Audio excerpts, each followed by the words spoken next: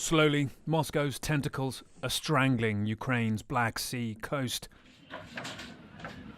These Russian troops helping themselves to the stores of the town of Kherson. Leading this man away, others too, according to a resident who spoke to CNN. And also showing here too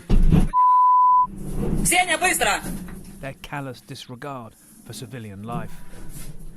Leaving little left but to appeal to a higher power that any Russian rule might be benign. Head from Kherson west along the coast and the pressure builds. In Mykolaiv, where locals are braced for Russian armour, and especially here, 30 minutes north of Odessa. The town of Dachny hit with shelling. The next stop is this, Ukraine's third largest city, Odessa, the strategic port. Scarred still from a war for the last generation. In the hurriedly converted food halls, the youth know it is now their turn. This is like hipster paradise, yes, right? Yes, basically. Hipster paradise, yes. Now, 2 days ago, I with my friends organized a small chat in Telegram. It was firstly it was 5 people only here, and after that, in 2 days, it's transformed in the biggest humanitarian help volunteer center in Odessa region. Food, medicine, and history fuel them here. They stack sandbags outside the nearby opera house, fortified like it hasn't been since 1941. Their split screen circulated by cell phone. Look, this is Odessa Opera House today. I'm sorry, but when I just saw it, I cried. It's impossible because I was crying because like a little girl. But this was in 1941. You were fighting against the Nazis. Absolutely. Once again, we're fighting against Nazis. Okay. Some civilians have already taken up arms. Great nervousness about being filmed here, everywhere, really. Apart from here on the shore. For history, guys, he shouts. And then they tell any Russian ships where to stick it. But while it can feel like everyone is staying to fight, they are not.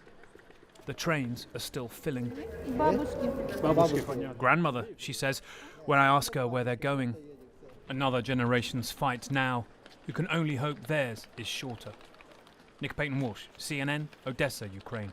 All right, let's revisit all of this with Lieutenant General Mark Hertling. He is our CNN military analyst. He's retired Army Commanding General of Europe and the 7th Army. General, let's zero in on the South, what Russia has achieved overnight and what they have not.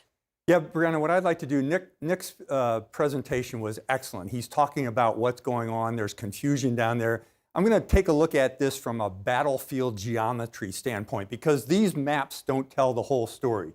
It is 400 miles between Mariupol and Odessa.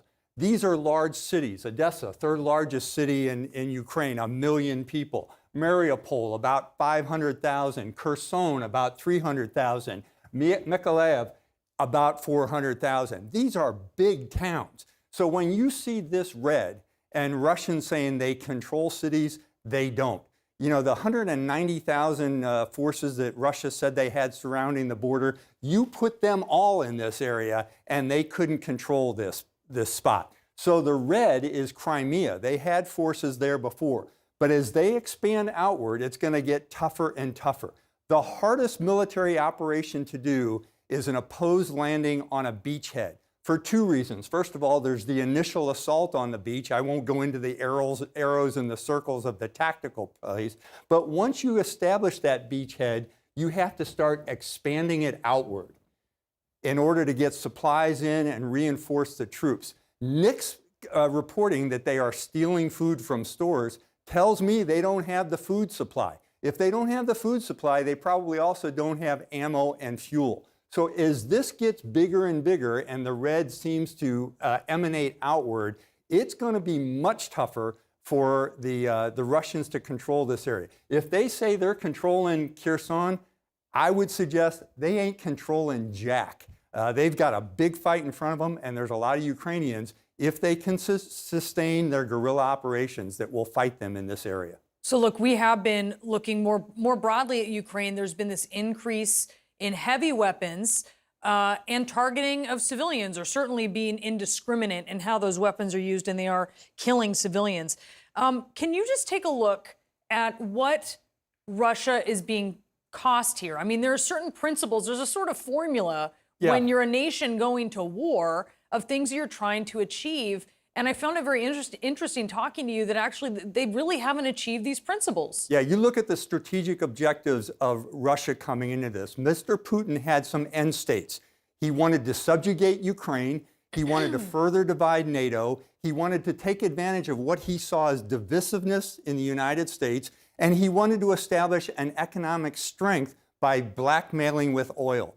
He has failed, in my view, in all 4 of those areas. And he has become a pariah on the world scene, and it's getting much, much worse. You've seen a divided NATO turn into a very united one, where even non-NATO states like Sweden are saying we're going to support this operation, and the rest of NATO has come together. Germany's now saying they're going to pay their 2% of the NATO requirement to be a member. So all of those things are turning around. You saw the president's speech last night, where both Republicans and Democrats were standing up in support. You see the desire to support Mr. Zelensky in his fight, and the Ukrainian people are coming together. When you see a bunch of other nations waving the Ukrainian flag, you know that Russia has lost and Putin is getting worse.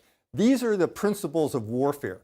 What I would suggest, and I asked them to make this slide for me, what I would suggest is they have failed here, Russian, they have failed here, they have failed here, they have a terrible maneuver. They don't have command because it's separated between about 6 different axes. The Russian forces will increasingly lose security. They have lost surprise based on us telling the world what they were going to do next, and their plan certainly wasn't simple. So Russia's military is violating almost all of the principles of war that soldiers like me study. Yeah, war for war's sake should not be an objective here if you're just thinking rationally as Vladimir Putin, but that doesn't mean that he can't inflict serious pain and serious suffering and a serious cost for Ukrainians. Correct. General, thank you so much for taking us through that.